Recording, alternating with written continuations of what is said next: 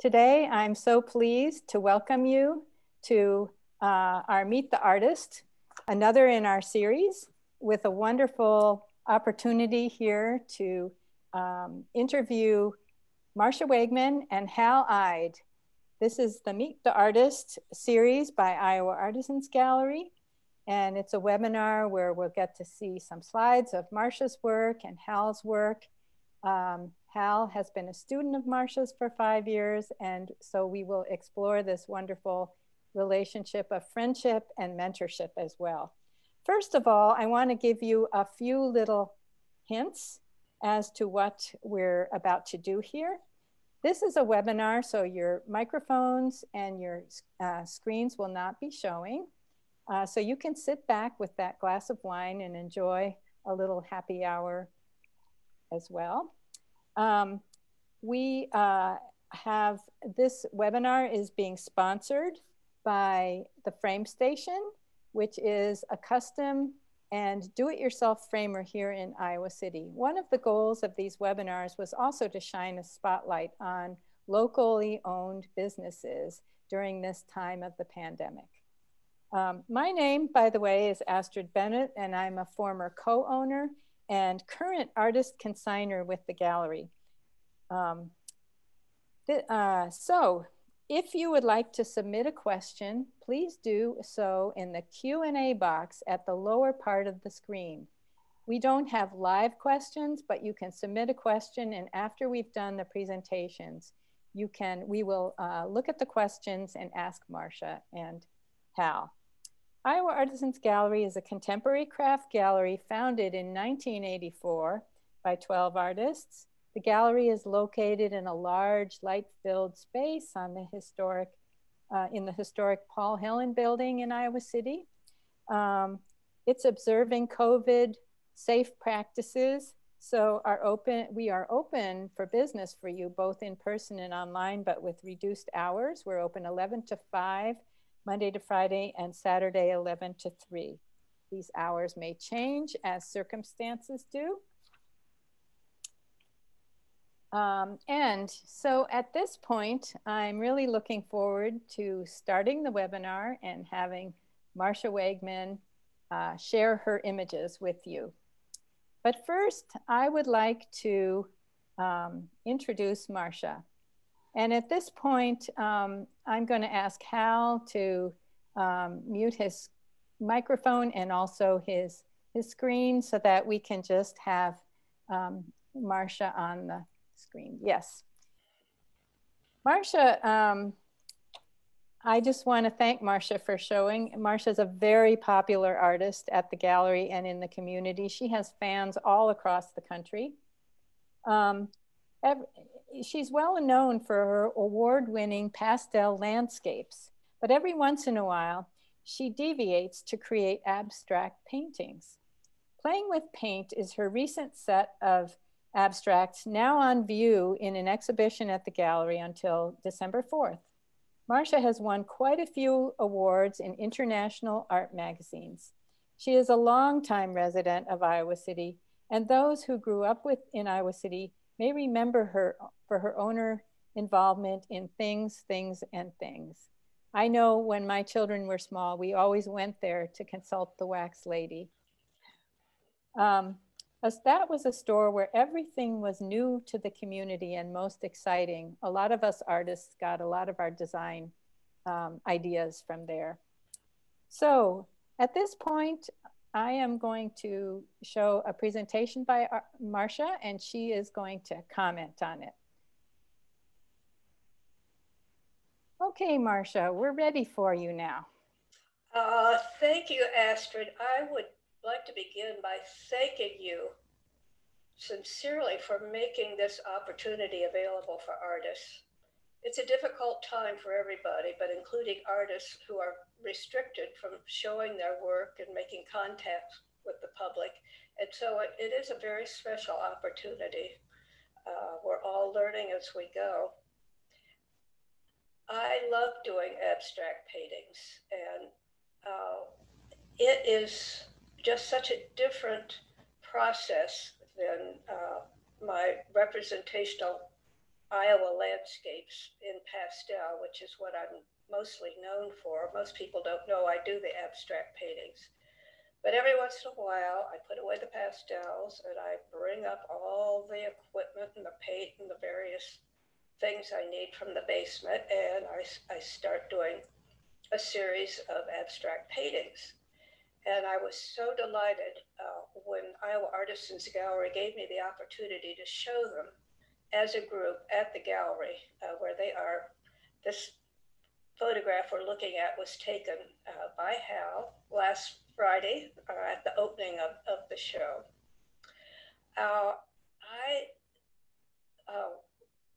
The reason I like this change, going from the realist landscapes to the abstract, is it's just a very different way of not only working but thinking. Because with the landscapes, I'm working with very specific photographs that I've taken of the Iowa farmland, mostly in Johnson County, but occasionally other parts of Iowa. And so I am looking carefully at these photographs for what I am responding to, and I try to be accurate with color and the forms, etc. With the abstracts, I have nothing in mind when I start. I usually start with just choosing a couple of colors. And with this show, I've made an attempt to use different color combinations in each of the paintings. So part of it is experimenting with colors and colors that I don't get to use when I'm working in the landscape. But it's also a very inner way of working as opposed to an outer reference with the pastel landscapes.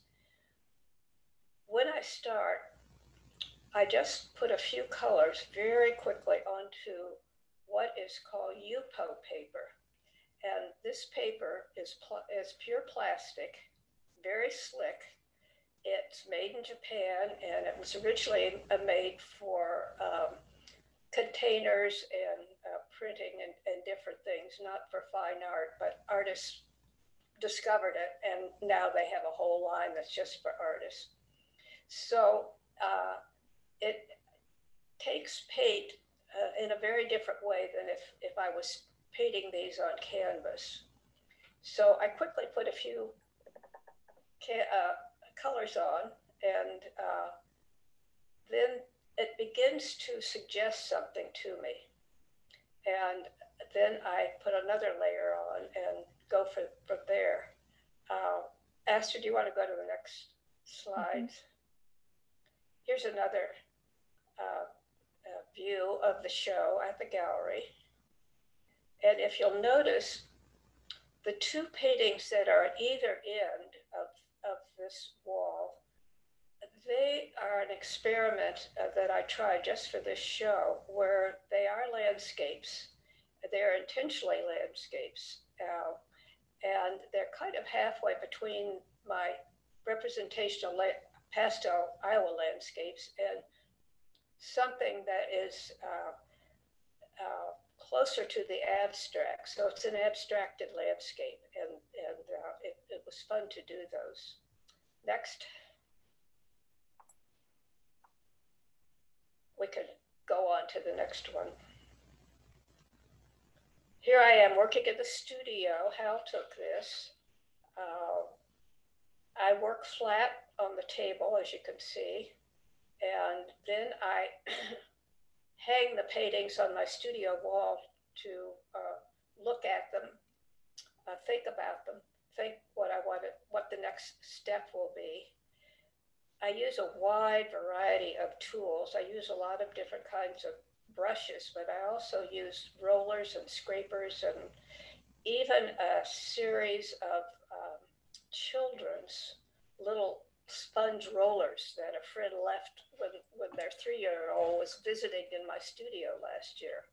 So anything is fair game to make marks on these paintings. Next. This is showing you a pastel landscape, and we're going to contrast it with the next one, which is acrylic. Next. So if you look very carefully at it, you'll see the marks that are made, especially in the foreground, where I'm kind of indicating the roadside grasses and things, the growth along the side of the road, and then the direction of the fields and the horizon line is very important in a landscape. And then the sky, which I did very quickly and very freely, great fun to do, and to be able to exaggerate the color is I really enjoy with these semi-abstract acrylic landscapes. Next. This one has a suggestion of flowers and growth and summer colors. I'm an avid gardener, and so different kinds of floral shapes and different kinds of natural leaves and patterns appear frequently in my paintings. This one I just had great fun with the colors. Next. This one I decided I really wanted to work with some very warm colors, but didn't want it totally that way. So on that left, those darker forms are with the green, and they're layered, and I love layering these colors. I used something called Venetian plaster, which my daughter, who for many years was an interior decorative painter, told me about. It's a paint product I buy at Lowe's, and I put it on with something called a shaper, which is like a spatula, soft spatula. And when it dries, I can sand it. I do several different grades of sandpaper, and then it begins to reveal the color and the forms that are underneath it. So this is a very interesting and integral part of my process. The little shapes that you see across the middle, the little red ones, I make with the, I think I used a lid of a tube of paint that I just dabbed into the paint on the palette and used it like a stamp on the paint. So playful. That's a part of what I love about this process, is that it's very playful, it's very experimental. I go at it with the attitude, well, let's see what happens if I do this, or I use this color, or I try this tool. Next. This is one of the abstract paintings which, without my intention to begin with, became the feeling of a landscape. And once that happens, then I kind of go with it, and I intentionally use some marks that suggest different aspects of the landscape. Those of you who are readers of fiction know how some authors will say, well, when I get to a certain point in my writing, it's like the characters take over and tell me what they want. It's the same in this abstract process. I will put on paint and move it around and make marks, and then stand back and look at it for a while, and then the painting will suggest to me what wants to go next, what color, how I might want to change the composition, different aspects of it. Next.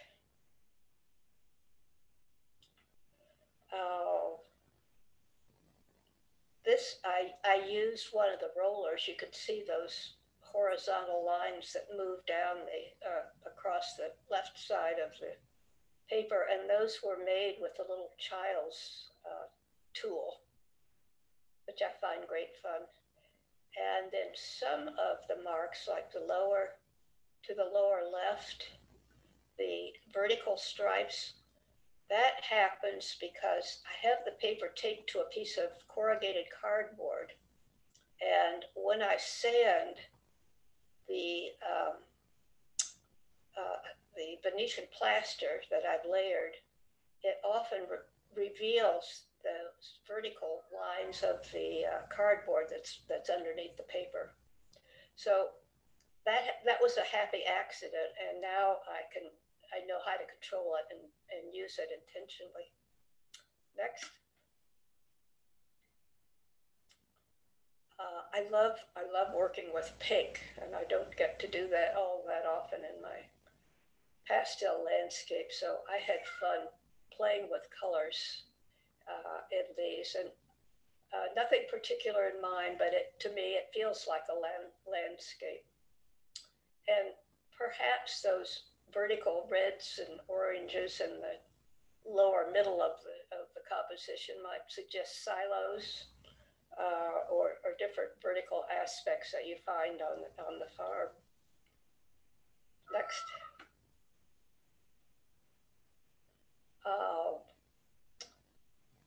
This you can see the cardboard coming through on the right under the purple. I began this by floating some charcoal, some granular charcoal, and then fixing it and then painting over it. So that was an experiment that was fun to do. And the little white dots in the middle are made by spraying with water, the charcoal on the slick UPO paper when early on in one of the early stages of the process. And when that happens, and I really like what happens, then part of the challenge is preserving that and working around it, but still keeping that place where I began. Next. This is another one of the child's roller effects across the middle there. That was fun to do. Next. And the roller, that blue that goes down to on the right side. And then this was fun to use some of those little circles that came in almost at the end because I felt there were so many other kinds of marks that I needed something to balance it with. And I liked the feeling of the contrast with the very dark areas up towards the top and the right with that glowing cream color that comes through. I just like that sense of light that can be achieved. Next. I did not begin this with the intention of having a tropical look, but soon after the beginning, it kind of suggested that to me. And so I went with it, and I used that blue, very flat blue on the right, and put that in very flat with a flat brush and worked it around the dark that was under it to create those shapes. So it's working in a negative way with the paint. And I really like the way that turned out. Next. This too, when it was partly done, began to suggest water to me. In fact, Hal was the one that helped point that out. And so I emphasized that by brightening the shapes that are down to the lower left and making it look like a school of fish is kind of what I had in mind. Next.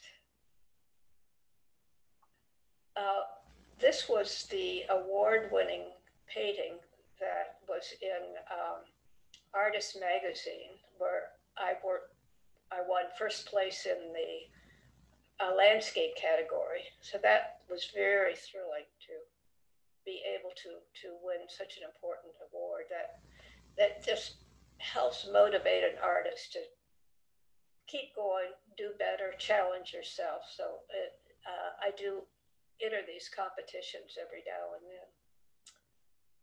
Next. Okay, I think it's Hal's turn now.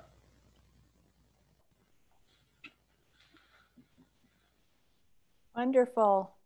Thank you so much, Marcia. It's really great to have a view of your process with all this. Thank you. And again, we have one question in the question and answer. If you have any questions for Marcia and Hal, feel free to write them in the question and answer. And it sounds like your kitty was a little sad that it wasn't the star of the attention here. So. Oh, I think she's trying to tell me it's dinner time.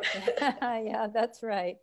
Okay, well, I'm looking forward. Why don't we'll hide Marcia, and we'll go ahead and have Hal. We'll have Hal present. But first of all, I wanted to tell a little bit about Hal. Hal was originally trained as a classical composer and flutist, and was associated with Hancher Auditorium for many years. Many of you Hancher attendees may have seen him there.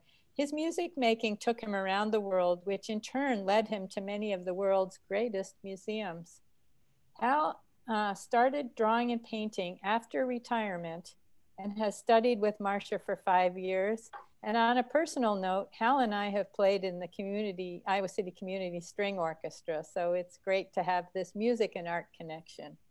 So Hal, we look forward to having you present now. Thank you. Thank you, Astrid. I'm really excited to do this. This is a great opportunity and a little new for me. So as Astrid mentioned, I've been studying with Marcia for 5 years. The whole painting thing came to me for 2 reasons. Number one, I knew I was getting ready to retire, and I wanted an entire new life. I wanted to reinvent myself.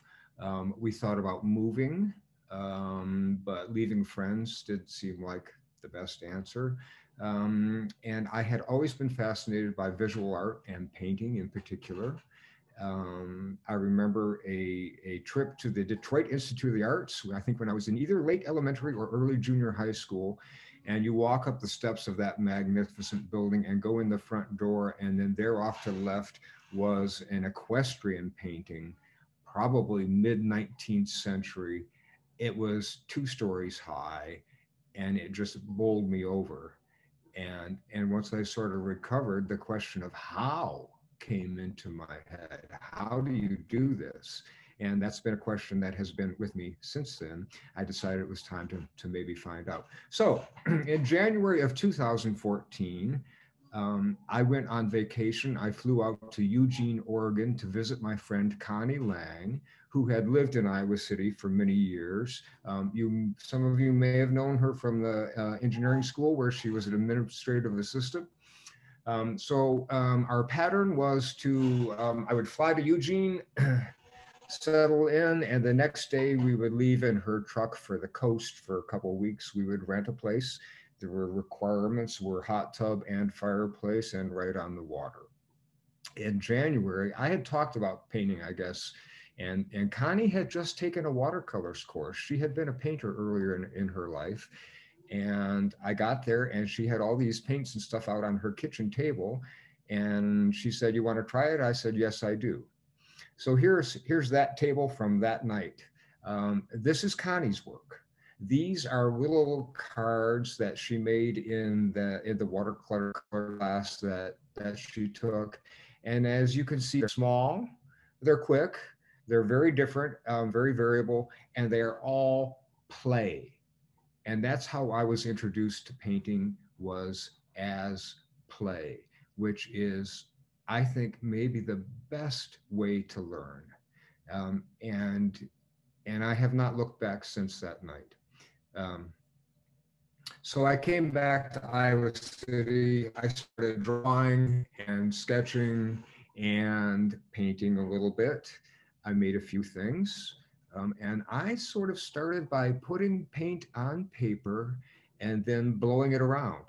I'm a flutist. I have an embouchure that can be very specific. And so I would put paint down and move it by blowing it. I think maybe some people have done this in elementary school with straws and things like that. And then I started outlining, I started picking out shapes from the things, from the paint that was on the paper and outlining it, either in white watercolor or black watercolor. And I worked like that for a fair amount of time. And you can see that I went in and maybe added some darker lines to give things a little more direction. I call this piece Doubt. And you can see how the paint has been blown around there. I think a better example is here. I call this Shard, as in Swiss chard. And you can see there, I think, very well how I put that blue paint on and just give it a huff and puff and move it around in the green and the reds and yellows and outlined and picked out shapes in there by outlining, this time in black. And I would occasionally go in and touch up colors and strengthen things in one place or another. And came up with things like this that kind of tickle my eye in any case. My goal, I think, in painting is always to tickle your eye, maybe make you ask a question, or maybe you make up a story about what you're seeing for yourself. That's kind of what I like about the whole thing. So here is another one of those paintings, this with more intention. Um, the dark lines, are a little more organized, and I think I may have even started with those and then gone in and blown some paint around. I stuck with that.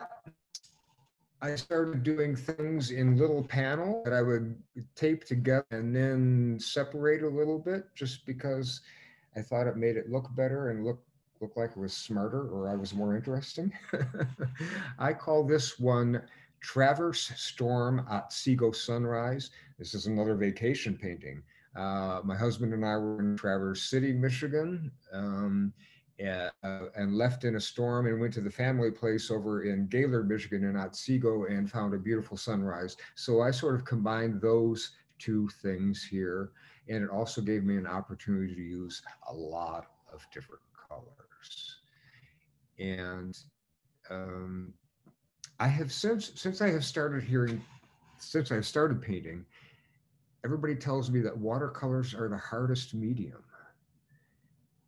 And I guess, yeah, you can't cover up and paint over so easily as you can with acrylics or oils. But the other side of watercolors is that they move and they blend on the page, and that what you might think of a loss of control on the paper a little bit is more often a benefit than a detriment. So these things, I realized I did not have to cover the entire page. I think this was the first thing that Marcia taught me, was that the eye needs a place to rest on that page. And if we are busy, busy, busy all over, it's not as pleasing. So I started to open up a little bit. My colors got a little broader, I think.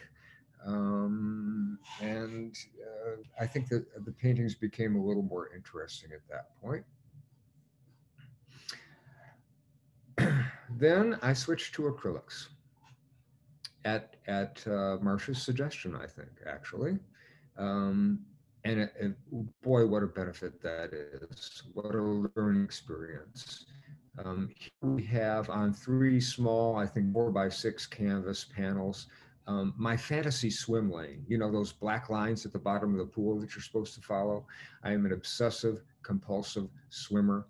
And this is sort of my fantasy lane there, rather than just the boring black and blue that you see at the bottom of pools. In my fantasy world, I will someday design the bottom of a pool. I also am a doodler, and I love owls. And so I started making owls. I moved 2 years ago, but in my older painting spot, right by my window, there would be a barred owl most afternoons, kind of snoozing right outside the window. So I have a lot of these things floating around out there too, and they're just kind of fun. This guy has kind of a suspicious look on his face here. And here's another one. I think it is impossible to study with Marcia Wegman without at least trying a landscape. I have to tell you, everyone, I go to Marcia's house every week, every Thursday morning, and walk in, and there are generally three paintings going. One or two of them finished, and and one in progress, or finished, or it's just and the privilege of seeing these in process is amazing. And I have learned so much just by looking. But I had to give a try at landscapes. I came up with this sort of formula for what I called a blank scape. There would be water, a little earth, and then some sky. And I worked in those simple elements for 8 or 9 paintings, and then decided I had to kind of do something. So I call this one Forever. We have on the left El Capitan, in the center Devil's Tower. Then if you look closely on the right there, we have what's left of Mount St. And that's why I call it Forever. I think I did this maybe just after Notre Dame caught on fire, because I was just so impressed with those iconic things that we take for granted won't be there forever. And it occurred to me that, like Mount St. Helens, El Capitan, and Los Tower probably won't be there forever either. I will say my skills in landscape, oh dear. So I turned to doing some florals. I think probably inspired by that semi-floral of Marcia's that you saw a little earlier. And I have learned a lot that way in shading and things like that. But abstract is where I want to live, or at least semi-abstract. And I kind of got mired a little bit in maybe this is year 6 for me, 5 or 6, maybe in about year 4. So I put down the paintbrush and started making paintings using a credit card to move paint around, either dragging it through some paint and making fine lines with the edge, or putting paint on the paper and then sweeping across. And so this is the ice going out on a lake up in northern Minnesota. The sun sets at the horizon there. You can see the yellow or the orange of the sun, and then we get to the blue there and the ice coming out. And that is a technique that has kind of taken off for me. Another thing that I've been doing is stealing. I steal photos from Facebook, from friends. And this is a photo of fire in a fire pit from a friend, Laura Benning, flutist. And I was just enchanted by her photo, and I have to give a try at it. And here's what I came up with. I think I was more successful in the rocks than the fire. Fire is kind of tough, but I think it came out okay, and it was fun to do. Back to florals here. I became enamored of a watercolor artist named Elke in Germany, who does abstract florals, and decided to give that kind of a thing a try here. This is a combination of things. The vertical stripes you see here were made with credit card. Some of the shapes on the surface there were made with credit card as well. This is a very sort of free, loose floral. Experimenting with layering paints in the ground there, as you can see. And I think this is also the first time that I made sort of a vertical divided background, which I have come to kind of really like and use more often. And so this is a recent work made with credit cards for the most part. I washed sort of a tan color over the entire page. If you look closely in the background, going from the left about a quarter of the way over, you can see a faint line. There are four background, vertical background rectangles in this painting that got layered over and over. They still show through a little bit, and I think that benefits the painting. All of the black marks that you see on there were made with a credit card by swiping it through paint and then dragging it across the painting. And the colors at the bottom I did do with a brush, just quickly across what I already had there. And this is another one. This is Queen Anne's lace. Here again on the right, you can see a narrow band of a different background there. And there are a couple more across the back there. They're pretty well buried. The flowers, the Queen Anne's lace, all the darker parts were done with credit card. And then the white, actually the white as well. The white was taking one corner of the credit card and making sort of a quick little chip with it there. I think it works very nicely for that. I have to say that working with the credit card, I think I do better than with a brush. It is a little slower process. To go around a corner with the credit card, it doesn't flow quite as easily as a brush. So I think my brain has a millisecond longer to think about what direction exactly it should go. And that benefits me. Here again, we have some artichokes.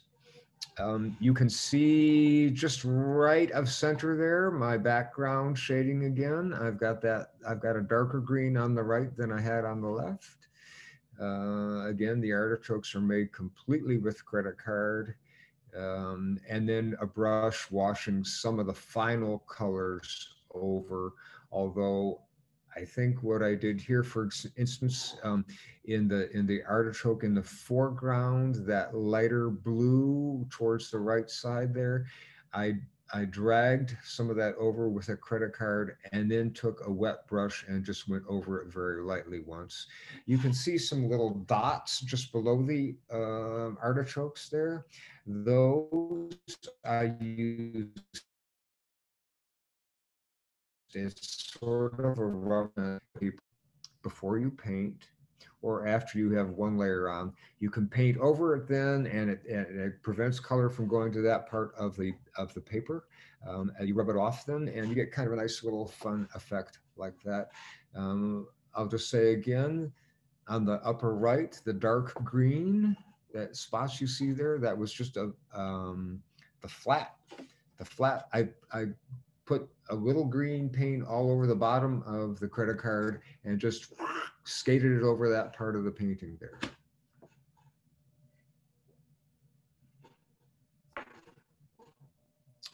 Here we are again. This is become sort of my formula here a little bit, I'm realizing. This is a rubber plant that belonged to my mom that I took photos of, and I've been doing a series of paintings of it, actually. All of this dark, all of the black is credit cards again. These leaves and all of that, I did use a brush to paint in. The blue on that leaf on the left would be a swipe of credit cards again. So this is, I think this is where I'm going to be for a while. I sort of feel like I've landed somewhere and I've found my style, I hope. Fingers crossed. We'll see. It's been 5-6 years. It's time. And what I like about this is color. I'm sort of set free. I don't have to try and match a color. My leaves can be orange, they can be blue, they can be green, they can be whatever I want. And that is great fun. Here's another one. This is very current. This is I took this to Marcia this morning, and she gave it the seal of approval, which I really like. And it's done as clematis, done very freely. I did do one little study prior to this, and I did a little sketching on here, but these were all drawn with credit card. And then I did a lot of brush work on this one of layering in colors and paints. And that is my last one. The only other thing I would really like to say is that I cannot tell you how many times on Thursday mornings in the past few months, Marcia and I have turned to each other and said, we are so blessed to have this passion in our lives. It's solitary and it's quiet, and it works very well in a pandemic because you can just spend hours and hours, and the more you put into it, the deeper you go and the more you see. And a blessing.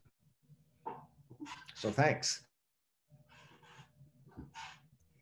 Thank you, Hal. That was really wonderful. If you'd like, you can stop screen sharing for now. All right, there we are. We'll get everyone else on there. I have to say that, just one second here, let me ask Marcia to unmute. We have our technology things here to do. Okay, I wanted to tell you, you know, it's interesting to see the kind of mark making that people are able to do with painting. And there's a lot of movement right now to make tools using sticks and all kinds of things they find to just vary the mark making. And I was really seeing that in some of your work. Let me just see. Okay, we've got Marcia on too, and all of us unmuted. All right, I'm going to change my view here for a second.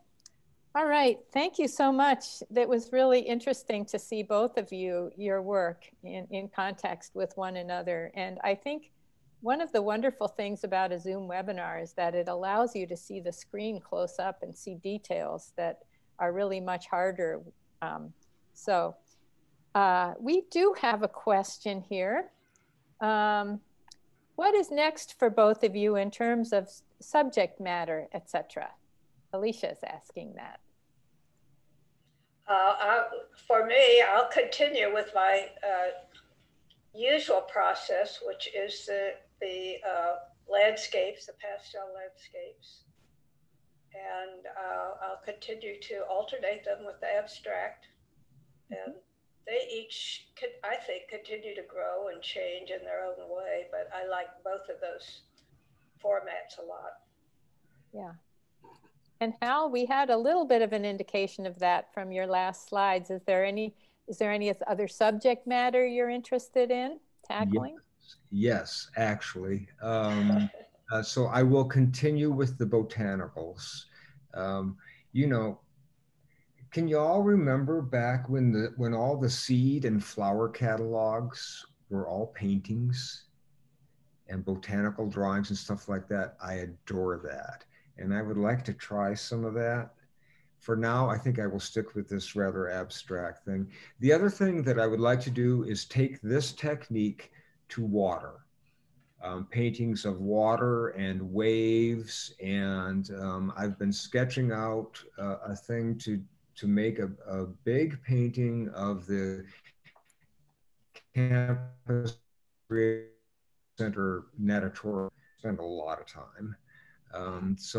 But water is on my mind. And is that Alicia Brown Mathis who's asking Yes. that question? Yeah, yeah. Well, I should say, before I went to Marcia, I knew Alicia from my work at Hancher when she was with the dance department and many dance galas. And I had seen her change herself from the head of the dance department and a dancer to a visual artist. Mm-hmm. So I got bold and called her one day and she said, come on over. And I showed her my stuff and she said, oh, great, you got a good start. Go to Marcia. So I did. That's a great story. Thanks, Alicia. Yeah. Yes, thank you, Alicia. You gave me a wonderful boost. So. Well, Tanya English has said, such beautiful work. Thank you so much. Loves the pool lane. I thought that was very clever too. And so Question for Hal. Are the background washes done on wet paper? Yes. The first one is always done on wet because I want that to be very even. Many times the second or third washes will be wet as well. Occasionally, I will not. I will make sure that, you know, that first wash is very dry, and then I will sort of halfway dry brush another background over that. But for the most part, wet. Mm-hmm. For the most part, wet. And we also had a question wondering about when you were making the little white dots in one piece, there was a little bit of sound quality issue from the voice. And could you repeat how you made the little white dots in that one piece? Was it a resist? The white dots in Marcia's piece with the graphite, or or my watercolor? It was in a piece of yours. Okay, Now. so yes, that was frisket or resist. Okay. Yeah. Sort of a rubber cement that you put on and then rub off. Yeah. Yeah. How long do each of you take to think about your background? Do you ponder it for a while, or do you come with a preconceived notion, or do you just wing it when you get there? You want to start, Marcia? Well, it's different with the pastel. I'll talk about the pastel. I have something very specific I'm looking at, but I start very quickly. I don't do preliminary drawings. I just put down color and kind of establish the composition and rub it into the paper quite well. I work on a sanded paper, very rough paper, and then I gradually refine it from there. So that's my landscape process. Okay, and Hal, do you have your little frozen, Hal? But there you go. Okay. How about your background? All do you right. have a preconceived notion at all? Yes. So for the florals especially. So I think about the flower that I'm going to paint, and I pick a contrasting color for the background, a contrasting non-committal color for the background, because I know I am going to wash over it as the painting goes on. So for instance, with the clematis, which was the last painting you saw with the blues, that I painted that entire thing pink first to contrast, and then the yellow came later. So I think of what my color, my flower is going to be, and I go the opposite direction and stay kind of wishy-washy with it a little bit. Right. I don't know what that's going to be till I get a little later on in the painting. As Marcia referred to earlier, you get a certain way into a piece, and if you're doing it right, and if you're working honestly, it will take over and say, now I need this. So that's kind of how that works for me. That means years of experience, Marcia, I can tell. So Barbara Reck is asking us, since you both have music in your background, do you ever listen to music while you work? If so, does it influence your art? How about you, Marcia? I sometimes listen to classical music, but for the most part, I listen to recorded books. And there's something about having that voice going that I just love. I probably don't do justice to the book, but my theory is that book and the reader of the book engages the left side of my brain and allows the right side to do its thing. But it's books that I love to listen to while I work. Interesting. How about you, Hal? I always have KSUI classical on. Mm-hmm. And if I don't have that, I will generally have a singer-songwriter from the 70s, Joni Mitchell or someone like that. Yeah, that's great. One other question sort of duplicates what we had been asked before was, Marcia, do you first think of colors or design when you're doing the abstract? I think you... I think of color. Yeah. I definitely start with the color. But in the end, it's the composition and the design that are very important to me. Right. And then Hal, what kind of paper are your paintings on? Are they all the same kind? Were you using different papers? Different papers. I'm still in the experimenting phase with that kind of. I've been working on arches, 140 pound or 300 pound. I think from now on, I'm just going to buy 300 pound because you can use and abuse it, and it stands up to anything. So yeah. Well, we have a little comment that's very nice from Cyril, your daughter, Marcia. I don't know if I pronounced her name right. Yes, yes, you did. She just said she'd like to say how much she enjoyed seeing yours and Hal's artwork together and hearing a little more about the process. And to Hal, I'm forever jealous of the time you get to spend with her. So you should be. yeah. It seemed to me, I had one question here. Let me see.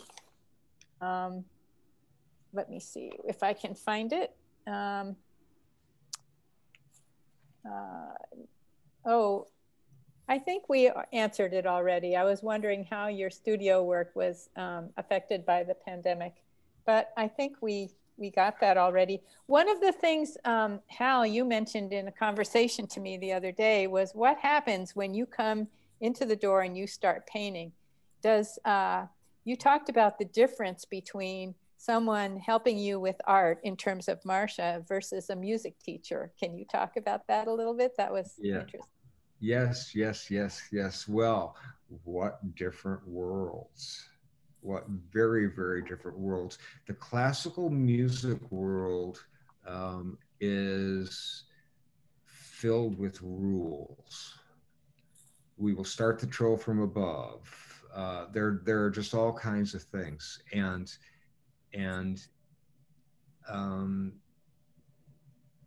I think one of the first things that Marcia said to me is, there are no rules. I said, well, what do? I do that, I'm all fussy and worried about putting down, what do I do with this? And do I mix the paint this way? And she's like, there's no rules, Hal. You paint. and I expected to go to her and I thought she would, load me down every week with 10 assignments. You're going to make 10 perfect circles and you're going to shade them this way. And then I want you to make, horizontal or whatever, I didn't know. I thought, but it's a very different world. And I think it uses a little different part of the brain. As a musician, for one thing, you're reading, unless you've memorized, which I haven't done for years. So it's a very, very different process. The painting is a little more innate. The need for red somewhere on the page seems to come from a different place up here, or from the belly or something like that. It's very, very different. Yeah, and I know, Marcia, you started out as a dancer, didn't you? Early, long time? Oh, not professionally. I've always loved dance, and I've done it not recently, but it's one of my favorites of all the arts is beautiful dance. Yeah. And I guess one last question we had was, what is a typical lesson like? Marcia, do you say there are no rules. Does Hal just bring out what he's working on and ask for commentary? I know Hal said that you sometimes go out and garden while he works or work on something else. This is the process. Hal arrives and we go into the studio and he might make a comment on the painting that I'm working on or is on the wall finished.